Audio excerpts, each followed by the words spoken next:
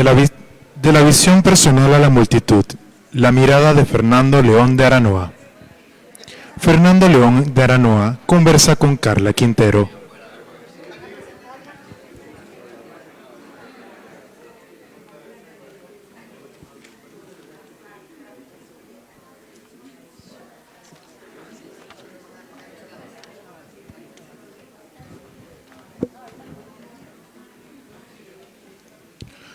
De la visión personal a la multitud, la mirada de Fernando León de Aranoa.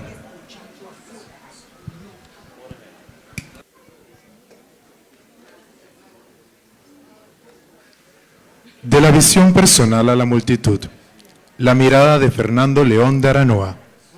Fernando León de Aranoa conversa con Carla Quintero. Buenas noches. Gracias Pituca Ortega por estar aquí. Pituca es la presidenta del Festival Internacional de Cine de Panamá.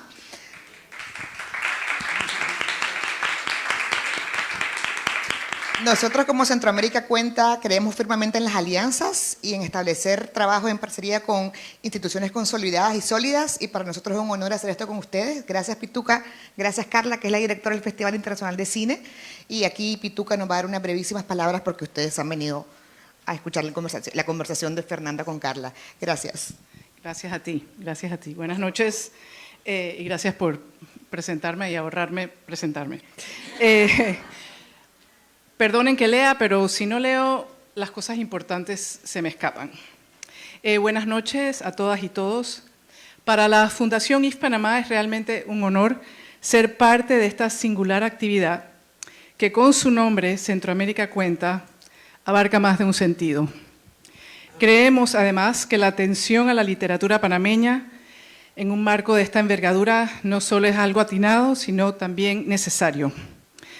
Por ello, no solo felicitamos, sino que además agradecemos a Claudia Neira, su equipo, a Sergio Ramírez y a todos los que han empujado este esfuerzo, porque sabemos que no fue fácil, que se comprometieran con Panamá y que no claudicaran hasta llegar donde estamos esta semana. Para la Fundación IF Panamá, su compromiso y filosofía por el cine como una manifestación artística que no solo nutre el intelecto, sino que además cambia vidas, tener como invitado a uno de los más prolíficos directores iberoamericanos de nuestro tiempo, Fernando León de Aranoa, no es solo un honor, sino que es una validación de nuestro propósito como fundación. Fernando León de Aranoa logra con su cine balancear el arte y el compromiso humano. Su obra expande nuestra capacidad de apreciar la narrativa cinematográfica, a la vez que genera cambio, expande la conciencia humana y despierta la compasión por todos los seres vivientes de este planeta. Seres que jamás hubiéramos considerado si no hubiese sido por esa película.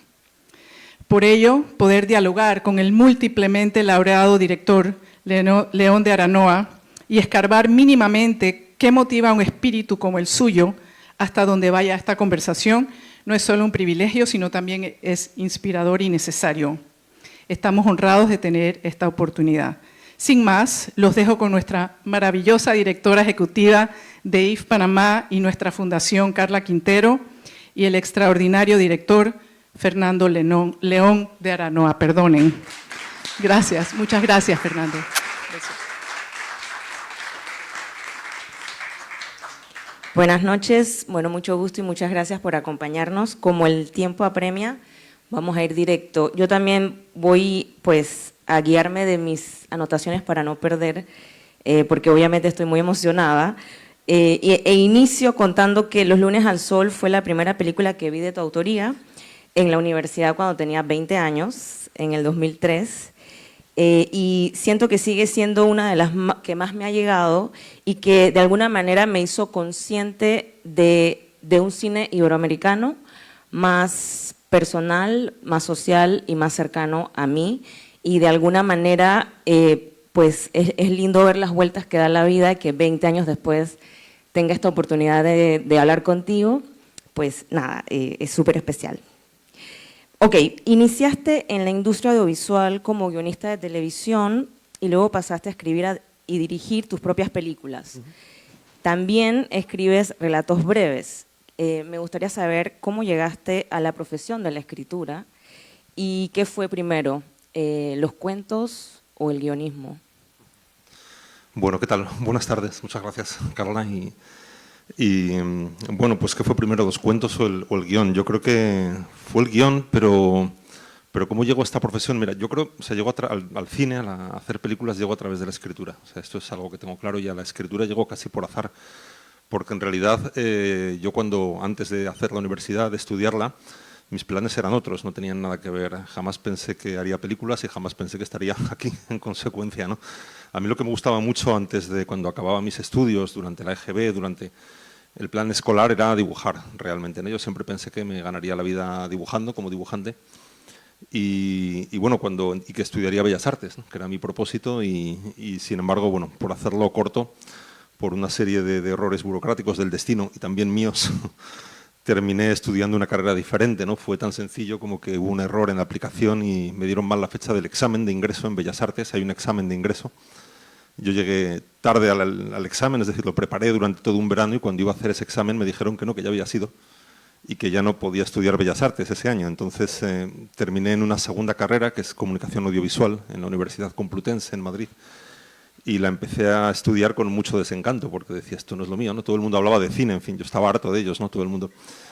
Y ahí empecé con un desencuentro bastante grande, esos estudios, hasta que a mitad de curso, pensando en posiblemente comenzar la carrera un año después de Bellas Artes, pero a mitad de curso hice un taller de guión muy pequeño, con 3 semanas duraba apenas, con 3 guionistas profesionales a los que considero mis maestros, ¿no? Y son amigos, poco después ya lo fueron, que son Lola Salvador, escritora y guionista, Manolo Maggi, guionista, y Joaquín Oristrel, guionista también, ¿no? Y bueno, pues en ese pequeño taller, que apenas duró 3 semanas, creo que ahí cambió algo, ¿no? Para mí fue un momento de revelación, si hay un momento como de flechazo de revelación en mi caso con el cine, sé que es ahí, sé que es en ese momento y es a través de la escritura, ¿no? Me sedujo mucho el oficio, la idea de escribir guiones, ¿no? Y eso hice durante bastante tiempo, durante unos años, hasta que ya probé con la dirección, ¿no? 4 o 5 años más tarde. Pero antes de eso escribí muchas películas, bueno, muchas, 6, 7 películas para otros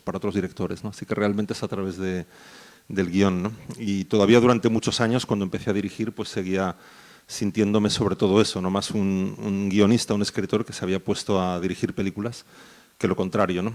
Y bueno, la narrativa breve, que es con la única con la que me he atrevido, por otra parte, empieza ahí también cuando descubro la escritura con 19, 20 años, también me atrae mucho la narrativa y comienzo a presentarme a algunos concursos de narrativa con suerte y también empiezo a escribir cuentos, ¿no? Pero realmente lo volqué todo en el guión, ¿no? Es lo que quise hacer y lo que me ha traído hasta aquí, ¿no? Y cuéntanos, evidentemente pues hay diferencias entre ambos formatos, o sea, ¿qué diferencias tú has transitado y qué te sale más cómodo? También saber cómo sabes qué historia es un cuento y qué historia da para largo. La verdad es que es muy intuitivo esto, yo creo, y casi siempre se define solo, ¿no? Es la propia historia la que te lleva en una dirección o en otra, aunque también he vivido un cambio en algún momento, ¿no? De repente también ha pasado que algo que has escrito como un cuento breve o como decides transformarlo, ¿no? De hecho, yo lo primero que dirigí fue un cortometraje que se llamaba Sirenas y parte de un cuento breve que había escrito también, ni siquiera del cuento, parte de un pequeño pasaje del cuento, ¿no? Apenas 5 líneas que me gustaban, que había algo en ellas que me interesaba mucho, y de esas 5 líneas extraje un argumento que fue el guión del cortometraje que hice, ¿no? De manera que ahí sí hay como ese trasvase, ¿no? Pero en realidad son cosas muy, muy distintas, ¿no? O sea, la escritura de guiones es incluso en el proceso también, ¿no? Alguien preguntaba hace poco, ¿es un guión una obra literaria? Y yo decía, no, es una obra cinematográfica, ¿no? Y es así, ¿no? Y escribir guiones también, bueno, tiene su propia dificultad, su propio estilo es otro, muy distinto, estoy convencido, ¿no? También conozco mucho mejor ese lado que el de la narrativa, aunque haya escrito cuentos, y tiene su propia dificultad, ¿no? Porque al final la escritura cinematográfica es una escritura muy despojada, ¿no? Que en realidad no es algo que esté escrito para ser leído, sino es algo que está escrito para ser imaginado, ¿no? Para ser visualizado. también la narrativa es así, ¿no? Pero es cierto que en el caso de un guión necesitas que tus lectores casi siempre van a ser quizá 100, 200 personas, ¿no? El equipo que rueda, los actores, tu primer lector va a ser un productor, o sea que… Entonces tienes que conseguir que a través de lo que has escrito realmente ellos vean la película, ¿no? Y de manera que también se presupone que tiene que ser el estilo de un guión cinematográfico, se presupone que ha de ser muy seco, muy preciso, muy desnudo también, ¿no? Despojado por supuesto, de imágenes o de figuras literarias y despojado, se escribe siempre en tercera persona, se escribe siempre en presente. El autor no puede saber más que los personajes, ¿no? Decía, hice hace muchos años un taller de guión junto a García Márquez, yo era como profesor adjunto, y él decía, todo lo que escribas tiene que ser fotografiable, ¿no? No puedes elucubrar con el estado de ánimo del personaje, ¿no? Si quieres que ese estado de ánimo esté en la película, tienes que transmitirlo a través de un diálogo, que a menudo es la manera más fácil y también puede ser torpe, o a través de la acción, ¿no? Entonces, bueno, tiene como sus propias dificultades, son otras diferentes, ya digo, pero bueno, también lo hace muy hermoso, ¿no? Porque al final tienes muy pocos recursos, has de ser muy preciso y sin embargo lo que escribas ha de ser muy evocativo, ¿no? Tiene que realmente hacer que la gente que lo lea entienda, ¿no? Lo que quieres contar, ¿no? Y se puede hacer de muchas formas, ¿no? Y luego también pasa con ellos que también se dice, y es cierto, ¿no? Que todo el mundo se enfada con el guionista si cuentas demasiado, ¿no? Los actores, porque dicen, no me escribas acotaciones, ya sé yo si miro a la derecha o a la izquierda, ¿no? El director se enfada también, no me digas cómo voy a rodar, pero realmente el trabajo de guionista consiste en eso, ¿no? Es el primer trabajo de visualización de la película. O sea, claro que entras en el terreno del director porque estás escribiendo una película, ¿no? No estás escribiendo Yo hace tiempo que no lo hago para otros directores, pero sí lo hice hace 3 años, escribí un guión con un amigo para una película que va a dirigir él, llevaba mucho tiempo sin hacerlo, y ya después de estos años y de haber hecho yo varias películas, me salió decirle, Carlos, yo voy a escribir como si fuera a dirigir, o sea, tú harás luego lo que quieras, que eres el director, pero casi me disculpaba, ¿no? Porque es así, porque tú tienes que visualizar la película y darle tus mejores sugerencias, ¿no? Tú imaginas la escena, cuéntasela, ¿no? Luego él decidirá lo que quiera, ¿no? Pero tu responsabilidad es esa también, ¿no? Decías que iniciaste escribiendo para otras personas y en ese entonces me gustaría saber, cuando quisiste ya dirigir, ¿fue fácil para ti? Porque sé que también hay estudiantes en la sala que la gran pregunta es cómo llego a esa instancia en que alguien confía en mi trabajo para encontrar financiamiento para hacer mi primera película como guionista y director. Entonces me gustaría saber cómo fue tu experiencia en ese aspecto, cómo fue tu oportunidad cuando quisiste ya ir dirigir. Bueno, yo creo que nunca es fácil, pero hacer una película al final, pues no sé, en España se hacen 100 y pico películas al año, ¿no? De manera que poder hacer una de ellas es complicado. Pero también siempre digo, especialmente cuando trabajo, cuando se trata de un taller de estudiantes, como tú dices, ¿no? Siempre digo que es absolutamente posible, ¿no? O sea, que no creo en disuadir a la gente diciendo, no, el cine es muy complicado, ¿no? No es tan endogámico como dicen, ¿no? El oficio ni la industria, ¿no? Yo no tenía, más allá de ese taller que ya he contado que hice, no tenía ninguna gente que trabajara en eso, y creo que, bueno, que tiene que ver mucho hacia ellos, digamos, ¿no? Pues con la persistencia, con el empeño, con tener claro que quieres contar esa historia, ¿no? Y ya buscar la manera de acceder. Yo llegué desde la escritura, como ya decía, ¿no? Entonces, quizás sí hay gente que llega desde otros campos, ¿no? Desde la fotografía, desde la dirección, desde campos más técnicos, y yo llego desde el guión, ¿no? Entonces, ahí sí tenía una ventaja que es, bueno, que yo sí había escribí la historia que quería dirigir, ¿no? Ya después de varios guiones que habían hecho otros directores, ¿no? Donde había un poco de todo, un cierto desencanto a veces, no lo voy a negar, diciendo, bueno, esto… y por otras razones, pues hubo un momento en que pensé, lo voy a intentar, ¿no? Y tenía un guión, que es el guión de Familia, de mi primera película, que era un guión que también tenía algo es una historia, bueno, digamos que tenía algo como original, es decir, un planteamiento un poco sorprendente, ¿no? Y a la vez era una historia que transcurría en una casa con un grupo de actores, o sea, eran al final 7 u 8 personajes, muy encerrada. Entonces pensé, esta es una historia oportuna, ¿no? Para intentarlo, primero porque es barata, esto es fundamental. No me fui a un productor con una superproducción que me iban a decir, ¿no?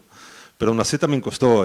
Había gente que quería comprar el guión, productores, porque les gustaba mucho la idea, pero no querían que yo dirigiera, ¿no?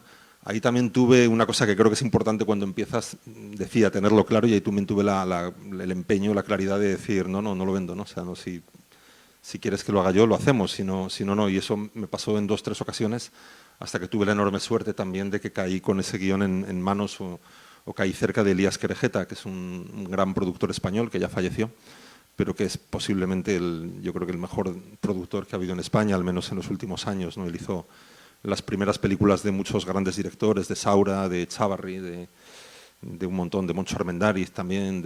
Era alguien que tenía una facultad increíble para los productores y que ya no es tan habitual, que es que asumía riesgos, ¿no? A él no le importaba. En el caso de Familia, yo le presenté la historia, me fui a comer un día con él, yo era muy joven, y a él en realidad lo que me transmitió es que lo que le divertía era no saber precisamente qué película iba a hacer yo, ¿no? Decía, no, si saber qué película vas a hacer es muy aburrido, ¿no? A mí lo que me interesa es no saber la que vas a hacer, ¿no? Asumir ese riesgo, ¿no? Es algo que yo siempre le valoraré a Elías y le agradeceré. Pero que ya digo, no era conmigo, era con toda la gente con la que él trabajaba, ¿no? Asumió ese riesgo, la película salió bien, pudimos hacer la siguiente, que fue Barrio. Pero así fue, ¿no? Al final es una mezcla de suerte, de azar, de empeño, de muchas cosas, ¿no? O sea, por eso digo que no es sencillo, pero no es imposible, ¿no? Sí. Ok, has escrito y dirigido aproximadamente 8 películas de ficción.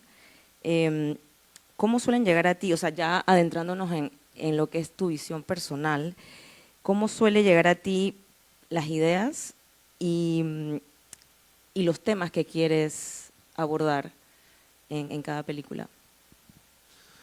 Pues un poco de las formas más variadas, en realidad, ¿no? Ahí sí que hay está muy poco sistematizado eso, ¿no?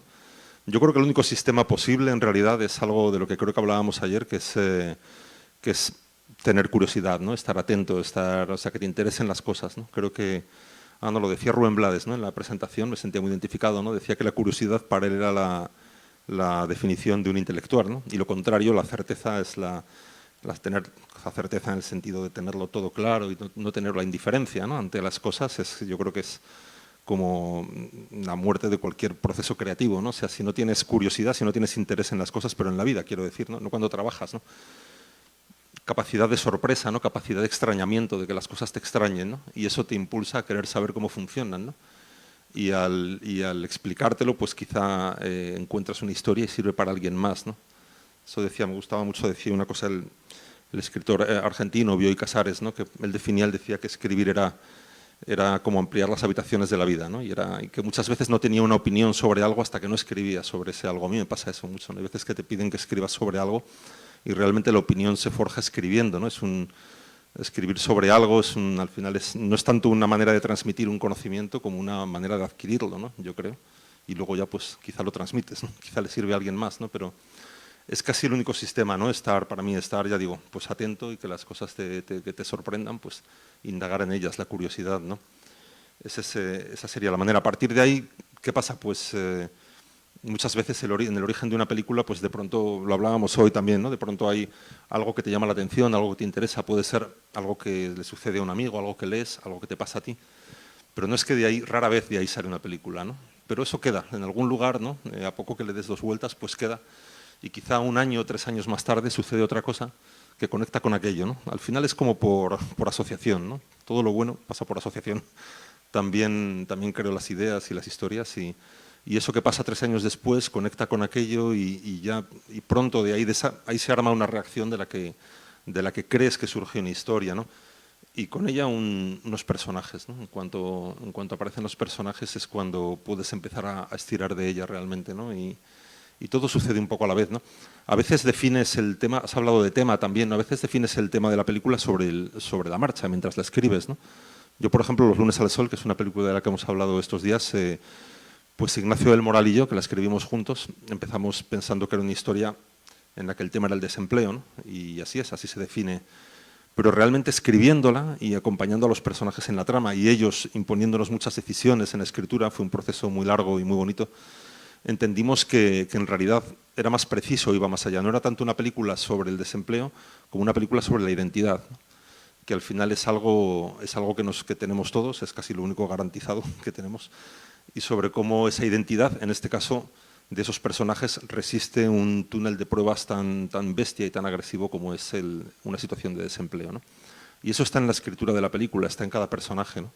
Cómo cada uno de ellos, cómo la identidad de cada uno de ellos resiste esa situación, ¿no? Que ahí están los dos extremos, ¿no? Hay un personaje que se llama Lino, que para conseguir un trabajo no consigue nunca pasar las entrevistas de empleo, pues renuncia a su identidad, pero físicamente, ¿no? En la película lo que hace es teñirse el pelo, quitarse las canas, vestir con suéteres de su hijo, ¿no? Para intentar aparentar una edad que no tiene.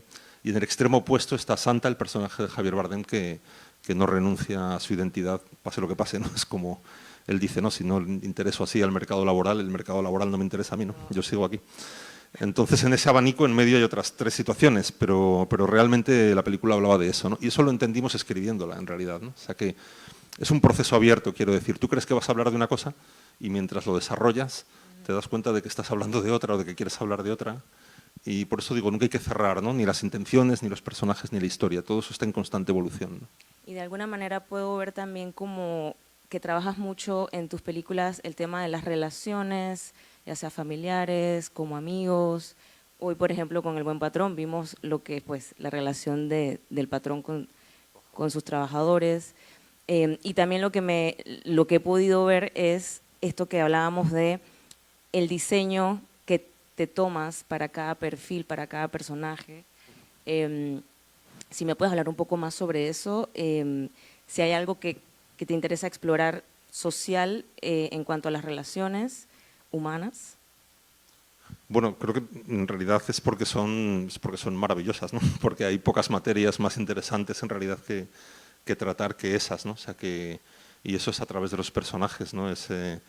Siempre pienso un poco, o sea, me interesa más el retrato que el paisaje, ¿no? O sea, me interesa más un buen retrato con un buen paisaje. Me pasa en cine, pero me pasa también en la pintura incluso, ¿no? No hay mejor paisaje que un retrato, ¿no?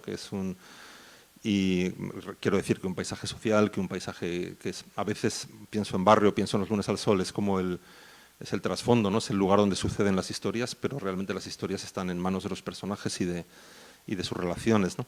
Eso tiene que ver con las películas que me han gustado, que me han formado, tiene que ver con el cine italiano de los 50 y 60, pero también de los 80, con esa sabiduría de algunos directores, ¿no? Pienso en Ettore Scola, que para mí fue siempre una entre muchas referencias, ¿no?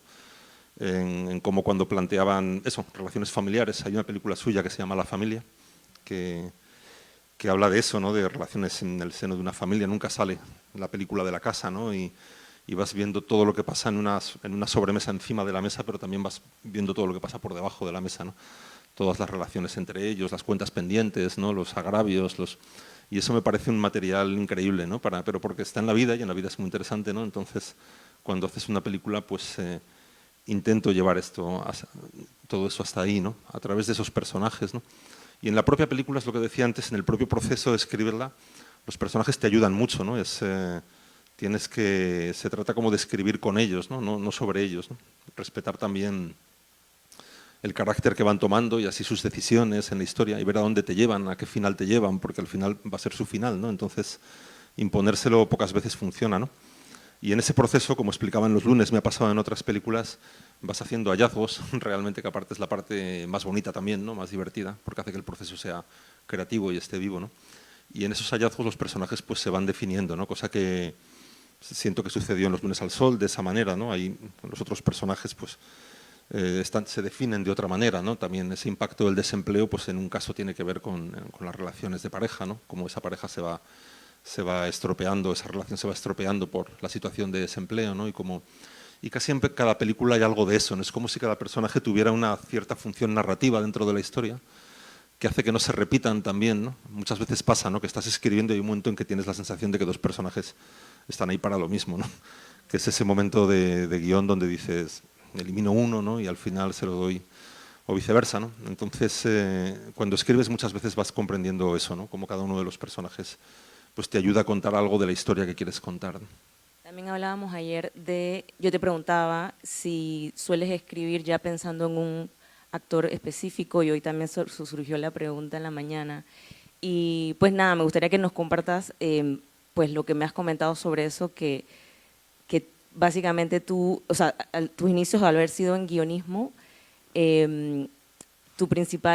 tu manera de encararlo es siempre desde la escritura y lo último que piensas es en ponerle la cara de una persona puntual. Sí, es así. De hecho, intento evitarlo incluso, ¿no? Cuando aparecen actores en mi cabeza los aparto, ¿no? Digo, no, creo que no sería buena idea, ¿no? De hecho, muchas veces en mi oficio, en la industria, ¿no? Hay muchas veces que escuchas eso, algún director decir, nunca habría hecho esta película si no fuera con este actor que está sentado a su izquierda. Eso nunca lo entiendo, ¿no? Siempre yo, de hecho, que esto a veces no te hace quedar muy bien con los actores, pero es cierto. Yo creo que es, como dices, al haber empezado como guionista no decides el reparto, ¿no? Con lo cual no te dedicas a pensar, voy a escribir para este actor, ¿no? Escribes en el aire, ¿no? Yo en aquellos primeros guiones, en aquellos talleres de los que te hablaba antes, imaginaba los personajes casi en el aire, incluso los dibujaba, ¿no? Hasta ese punto no existían como actores, ¿no?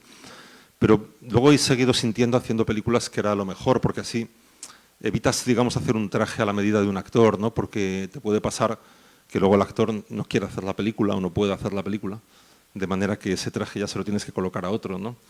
Y además creo que te evita caer en algo que creo que sería un error, que es terminar escribiendo para un actor cosas que ya le has visto hacer muy bien, ¿no? Esta es una tentación que nos pasa a todos, yo creo, ¿no? De repente dices, ves a un actor haciendo un trabajo increíble en una película porque es un personaje determinado, ¿no?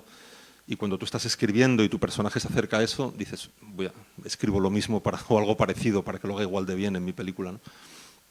Y creo que eso sería un error, ¿no? Porque al final se lo estás poniendo fácil a él, te lo estás poniendo fácil tú, ¿no? Y es mejor, creo que hasta para ellos, ¿no? Porque de esta manera ellos se van a enfrentar a un personaje que tienen que descubrir y que hacer por primera vez, ¿no? Y va a ser más valioso su aporte, ¿no? Así que intento no hacerlo mucho, ¿no? Ya cuando tengo un guión, quizá en las segundas, terceras versiones del guión, permito que eso pase, ¿no? Ya empiezo a pensar en actores y por ahí en algún momento eso influye en la escritura, ¿no? Pero intento que influya poco por lo que he dicho, ¿no? Sobre los géneros, veo que, pues, bueno, con los que yo más he conectado es con las películas en las que el género es la tragicomedia, el drama, comedia. ¿Qué te ofrece esta mezcla para ti como escritor? Pues al final creo que es un poco el género que está en la vida, digamos, ¿no? A mí, de hecho, los géneros cinematográficos, entendidos como tales, ¿no? O sea, los que son muy, no sé, la comedia, que es declaradamente comedia, o el thriller, no me interesan tanto, ¿no? O sea, como espectador sí, me gusta todo tipo de cine, ¿no? Al final lo que quieres ver es buen cine, películas bien hechas, ¿no? Estén dentro del género que sea, pero cuando escribes, tengo la sensación de que el género tiene algo también como de lugar seguro, ¿no? Como que escribes ya dentro de un casillero, y me gusta, o sea, cuando escribo una película, o sea, me interesa más que, no sé, que el género sea un poco, lo ponga un poco la vida, ¿no? Que al final haya, depende de lo que estés contando, pero que haya drama cuando tiene que haberlo, como es el caso de Los lunes al sol, que es inevitable, ¿no? En esa historia o en otras que he hecho, incluso en El buen patrón esta mañana, que quizá tiene algo más de sátira, ¿no? Es una película más deliberadamente cómica, dentro de que tiene un corazón también muy oscuro, ¿no? Pero me gusta cuando se mezclan, cuando se rompen, ¿no? Cuando no responden a un único género, a un único patrón, ¿no? Porque es por eso que decíamos, porque la vida es un poco así también, ¿no? Porque de repente el momento más divertido y más hilarante es en un tanatorio y al revés, ¿no? Y no sabes lo que va a pasar dentro de media hora, ¿no? Puede ser un gran momento que se convierte en algo trágico, ¿no? Entonces me gusta que las películas representen eso y por mucho que algunas de las historias que he hecho sean dramas finalmente, ¿no? Lo es Los lunes al sol y lo es muchas otras. Sí me gusta pues, que el humor esté siempre presente, ¿no? Pero no como una imposición ni como una estrategia, ¿no? O sea, no para decir a veces eso de, ¿no? ten humor, o mete humor, a ver si la gente viene al cine a verla, ¿no? En realidad está ahí porque es inevitable, ¿no? Porque muchas veces me pasa lo contrario, que tengo que contenerlo, ¿no?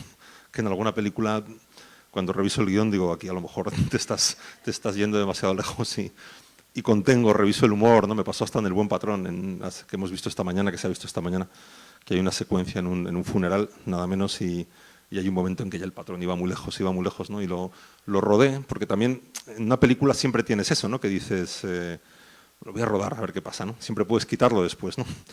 Pero yo sobre guión, si en el guión me convence, prefiero dejarlo, prefiero rodarlo.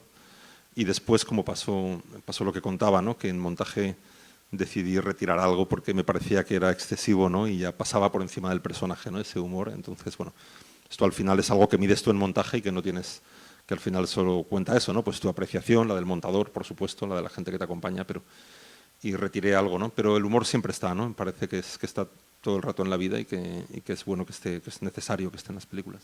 Totalmente.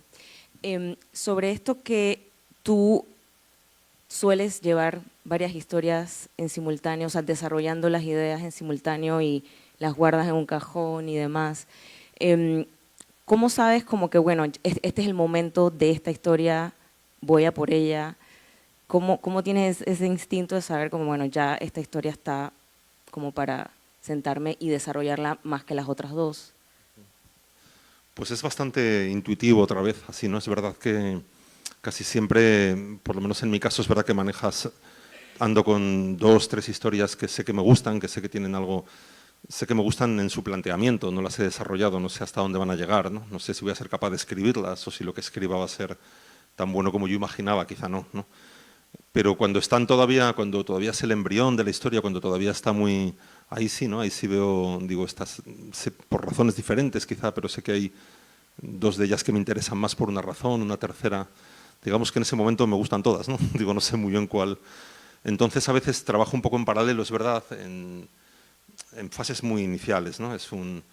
Ahí también entiendes cuál de ellas tira más de ti o corre más, ¿no? Y ahí cuando ves que una corre más, pues ya te vas detrás de ella, ¿no? Dices, esta es, ¿no? Y no sé, tiene que ver con el momento, supongo, con lo que hayas hecho antes, quizá, o sea, es intuitivo finalmente, ¿no? Pero es verdad que hay un momento en que dices, voy a intentar escribir, voy a hacer esta, ¿no? Voy a escribir esta y te lanzas con ella, que no quita para que en algún momento, si el peligro de andar con varias, hay un peligro al andar con varias historias, que es que de repente cuando llega ese momento de, bueno, pues que no estás convencido, que te atascas, que no termina de funcionar, es muy fácil decirme cambio a esta otra, ¿no? Es muy, muy tentador, ¿no? Porque que te va a pasar lo mismo dentro de...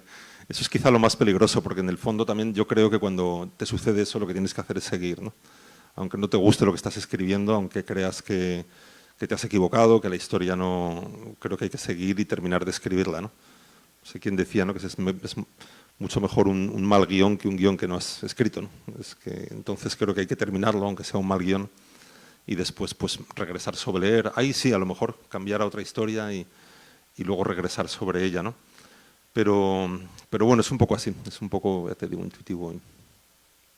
Ahora te quiero consultar porque pues vemos que tú te profesionalizaste como guionista y a veces pasa que más un país como Panamá, por ejemplo, que somos más mujeres y hombres orquestas, que hacemos de todo, a veces escribimos, producimos nuestras propias historias, financiamos y demás. Ayer hablábamos también de esa importancia de uno especializarse y saber que pues para lograr algo tienes que pues concentrarte en eso. Pero ¿cómo tú podrías orientar a los estudiantes, que seguramente aquí hay estudiantes panameños, qué tipo de ejercicios recomiendas que ellos puedan hacer o qué búsqueda puedan a los que les interesa escribir? La realidad es que pues en Panamá todavía es un terreno que estamos trabajando desde el festival, por ejemplo, y la fundación es algo que todos los años tratamos de reforzar y traer a especialistas. También como para un poco estimular nuestras propias historias, ¿no? Porque tenemos la referencia de que queremos imitar o seguir formatos extranjeros y no todavía encontramos como nuestra propia narrativa. En ese aspecto, ¿qué podrías compartirle a los estudiantes? Digamos, al que quiera escribir cine, que esté como con esa, o escribir o hacer cine, ¿no? Pues no lo sé, ¿no? Yo creo que un poco antes lo mencionaba, ¿no? Aparte del empeño que hace falta, seguro, o sea, que ya decía que ni es imposible ni es fácil, o sea, que hay que escribir mucho, ¿no? Yo creo que el mejor consejo es ese, ¿no? O sea, si quieres escribir, escribe, ¿no? Pero tienes que escribir mucho, es un proceso también de aprendizaje progresivo, yo creo, ¿no? Que de todo lo que vas escribiendo aprendes, ¿no? Aunque sea malo, ¿no? Aunque no funcione, aunque no te guste lo que sale, ¿no? Entonces necesitas como ir soltando también, ¿no? Pues eso, ¿no? La herramienta del lenguaje, ir familiarizándote con ella, ¿no? Desde luego también, a mí por ejemplo, antes hablábamos hablaba yo de referencias de otros directores, ver cine es importante, pero a mí me ha ayudado mucho leer en realidad, ¿no? O sea, muchas veces cuando en las entrevistas terminas hablando de fuentes de inspiración y casi acabo más a menudo hablando de libros que de películas, ¿no? Aunque haya directores y cinematografías, ya mencionaba antes a los italianos, ¿no? Scola, que me han inspirado mucho, ¿no? Y que me han ayudado a entender el tipo de cine que yo quería hacer, ¿no? Esas películas pues las veía, bueno, justo ahí, después de no entrar en Bellas Artes, pues con 18, 19, y pensaba, si en algún momento consigo hacer una película, ojalá se parezca un poquito a esto, ¿no? en su intención, y eso me pasaba con aquellas películas, ¿no? En concreto italianas y bueno, con muchas otras también, ¿no? Entonces, hablaba de la lectura también porque al final es tu herramienta cuando quieres escribir, ¿no? Y es fundamental tener esa facilidad con el lenguaje mientras escribes, es decir, poder encontrar la palabra precisa, ¿no? Hablaba antes de la precisión que exige la escritura de un guión, ¿no? Entonces, es muy interesante eso y a la vez es muy... O sea, cuando estás escribiendo no todo sirve, ¿no? O sea, tienes que encontrar exactamente lo que quieres expresar. También para los diálogos, ¿no? Que es una de las partes que a mí más me gusta en la escritura y que, bueno... Eso también me llamó la atención, que has comentado que trabajas mucho en los diálogos, que a veces uno lee un guión y dice estos diálogos están forzados, pero por ejemplo en las películas que hemos visto hoy con El Buen Patrón, justo mencionaban como parecieran que pues nada, o sea, son naturales, o sea, no se ven forzados, ves que los actores están cómodos y es muy interesante eso, ¿no? Que tú trabajes mucho el diálogo. Sí, como decías, o sea, en una película el diálogo al final no tiene que ser real, tiene que parecer real, que es otra cosa, no tiene que ser verosímil, no real, ¿no? Porque si es real, muchas veces depende de qué cine hagas, ¿no? Pero yo creo que no funcionaría, ¿no? Es decir, en la vida hablamos de cualquier manera, ¿no?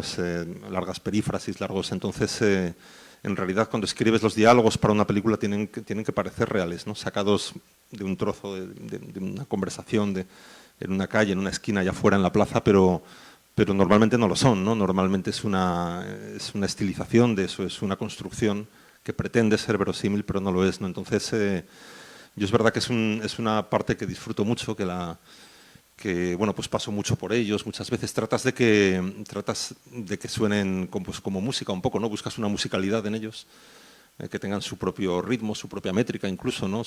Muchas veces parecen hasta rimas internas, ¿no? Ya metiéndome en géneros que no son el mío, pero es cierto que eso ayuda mucho a la fluidez, ¿no? Del lenguaje y también el diálogo, bueno, pues también sirve para caracterizar a los personajes, ¿no? O sea, que como hablamos muchas veces nos define, ¿no? Y esto tener claro que es diferente para cada personaje, ¿no? Que no todos los personajes hablan igual, ¿no?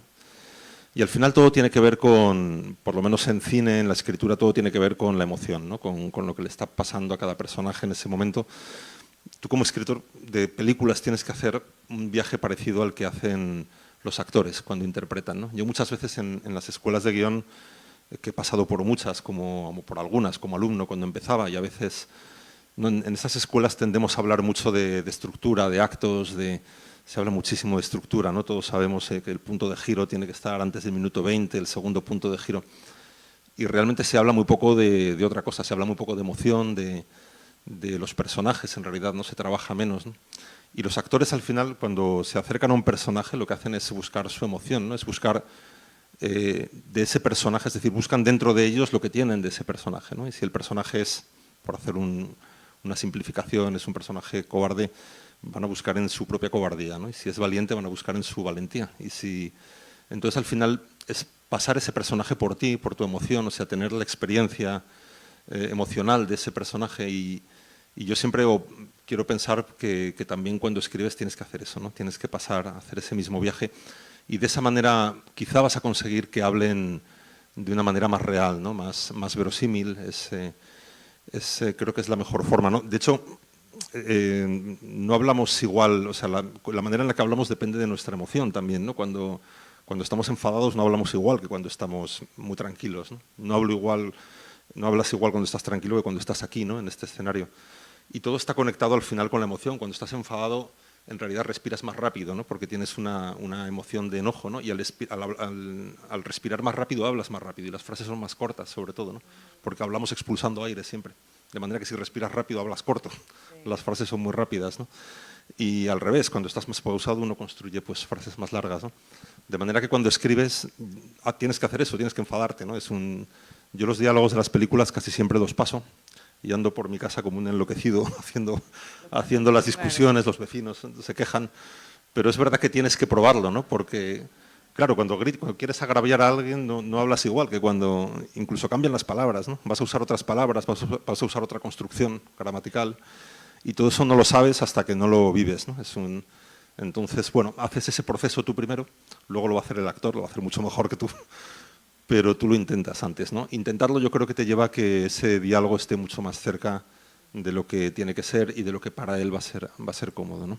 Sí, también te quería preguntar como, porque me comentabas ayer que tus primeras películas, el tema de la dirección fue un reto de alguna manera y que ya como a partir de la tercera, cuarta fue como que ya fuiste encontrando tu estilo de dirección.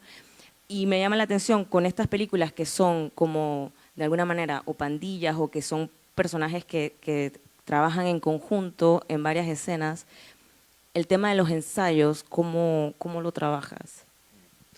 Sí, cuando hablas de eso de pandillas, ¿no? Ya, bueno, la primera película eran 7, 8 personajes, donde algunos tenían más presencia, pero y ya en Barrio, que es esta segunda película en la que trabajé mucho más, lo decía antes, pegado a los personajes y a su emoción también, y eran 3, ¿no? Y es verdad que siempre me gustan mucho las historias corales, me gusta mucho, porque cuando hay 3 me parece el número perfecto de personajes, porque da lugar no solo a que haya desacuerdos, sino que haya también ententes, asociaciones, a que uno cambie de opinión a mitad de discusión, ¿no? Uno de ellos, y entonces me parece que esto eso hace que sea muy, muy divertido, ¿no? El proceso de escritura, ¿no? de esas escenas, ¿no? Y luego solo trabajas con los actores, pues de igual forma, ¿no? Yo intento ensayar las películas, que no deja de ser una manera también de poner el texto a prueba y también de quitarnos todos el miedo antes de rodar, ¿no? O sea, los actores, tú como director, ¿no?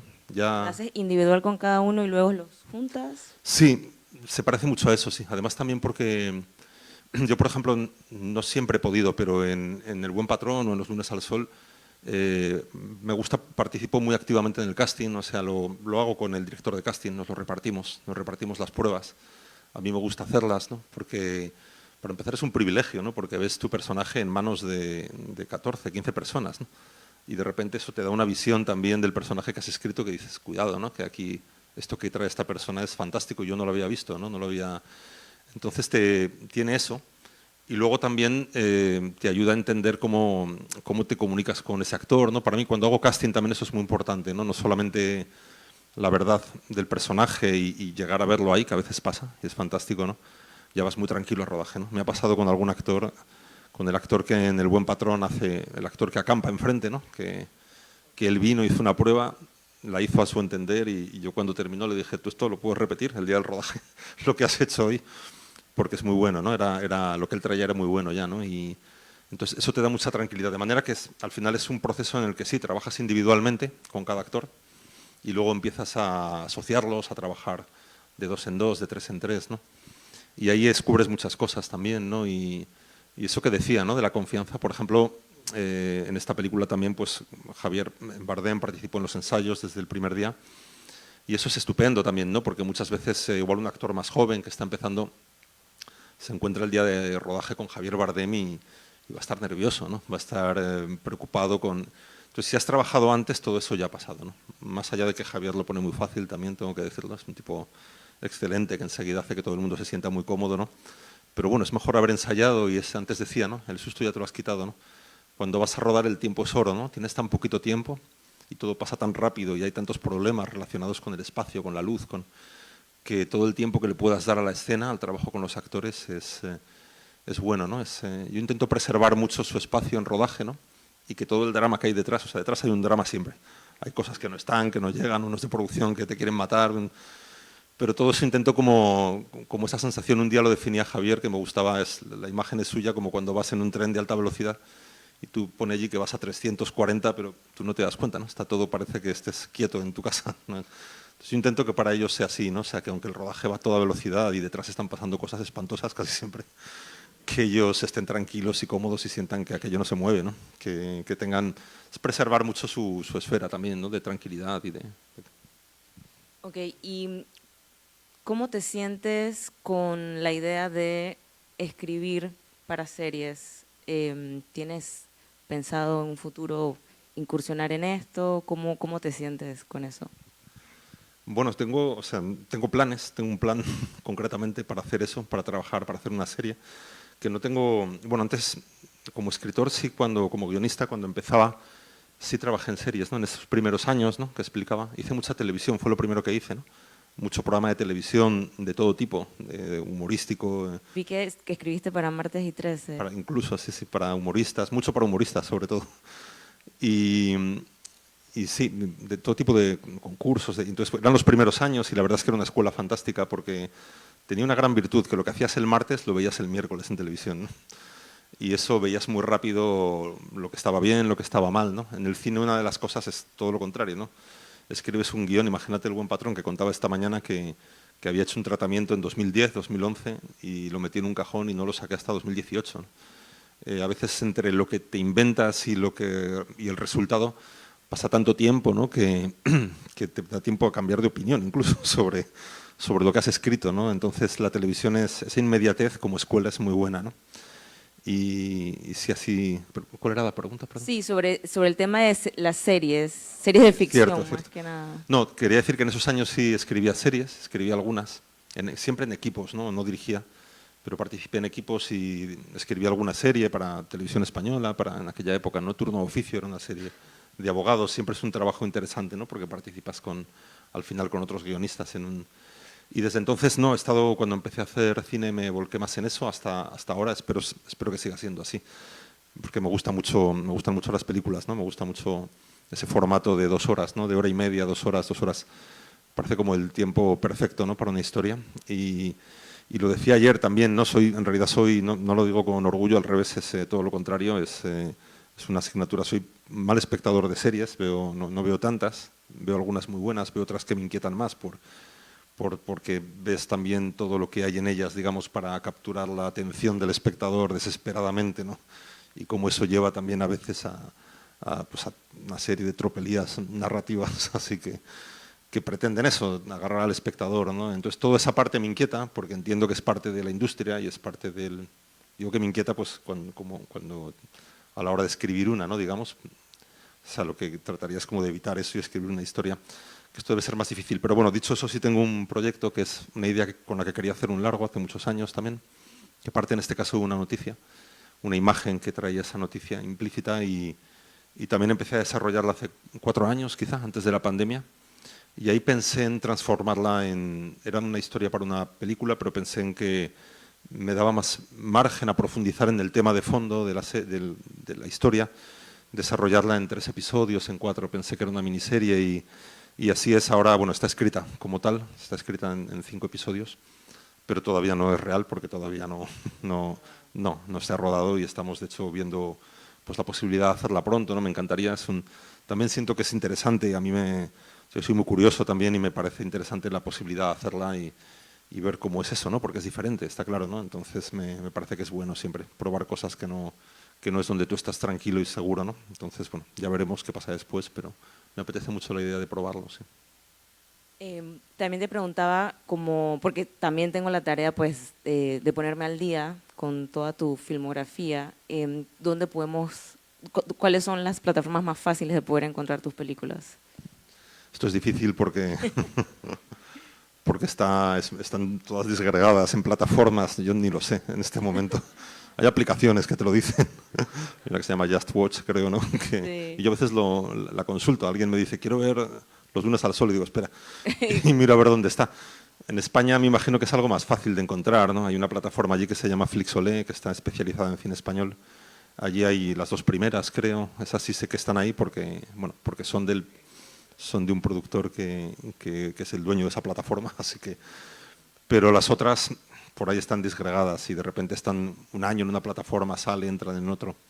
Entonces están fuera de control, fuera de mi control por completo. Aquí no lo sé, en Latinoamérica. Y en cuanto a cortometrajes, ¿te interesa escribir algo corto o ya te quedas prefieres el formato largo de 2 horas?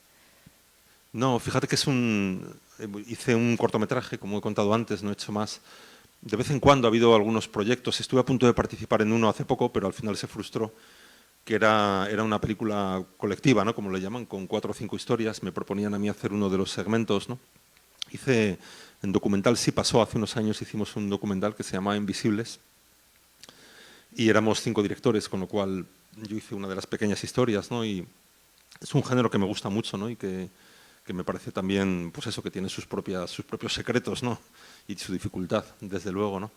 Y de hecho también, por ahí hablando de planes, también tengo un trabajo que me gustaría terminar, que está a medio hacer, y que intuyo, no lo sé, pero intuyo que es un cortometraje, un mediometraje, ¿no? No creo que sea un largo, pero es algo de lo que más ganas tengo de terminar, porque es algo que ya grabé y que en realidad tengo que editarlo, pero es documental también. Entonces, en ficción es verdad que desde que entré ya en la idea de los largos o de esta serie incluso no he vuelto a pensar. Pero de pronto sí es verdad que hay veces que surge una historia, que la historia te interesa mucho, te apetece, pero sientes que no es un largo, ¿no? Eso también es muy intuitivo, eso también dices, no, con esto no voy a hacer hora y media, ¿no? Sería desleal, ¿no? Estirarlo, a veces pasa con las series también, ¿no? Que ves una serie de 8 episodios y dices, bueno, esto me lo habían contado en 2, ¿no? ¿Sabes? Sí. Y estaría mejor contado, además, ¿no? Hay veces que se asimila la longitud con... escuché decir, ¿no? a un gurú de guión muy famoso, Robert McKee, ¿no? Que es uno que va dando charlas. Una vez decía que las series permitían, ¿no? como desarrollar mucho más la complejidad de los personajes, porque tenías 8 o 16 horas para hacerlo, ¿no? Y yo sentía que no estaba de acuerdo al leer eso, ¿no? Yo pensaba que un poco lo fantástico de una buena narración, de una gran película como las hay, de 2-3 horas, ¿no? Todos se nos ocurren muchas, es ser capaces de hacer eso en 2 horas, ¿no? En 1 hora y media. Cuando consigues eso en menos tiempo, siempre creo que eso es es capacidad también de, no sé, de síntesis, ¿no? De contar el corazón de las cosas, ¿no? Sí. No de desarrollarlas a veces innecesariamente durante muchas horas, ¿no? Sí, total. Bueno, hemos llegado al tiempo. Te agradezco, pues nada, por este espacio para conocer más tu proceso y cómo ha sido toda tu carrera. Muchas gracias a ti, Carla. Gracias, muchas gracias. Gracias a vosotros.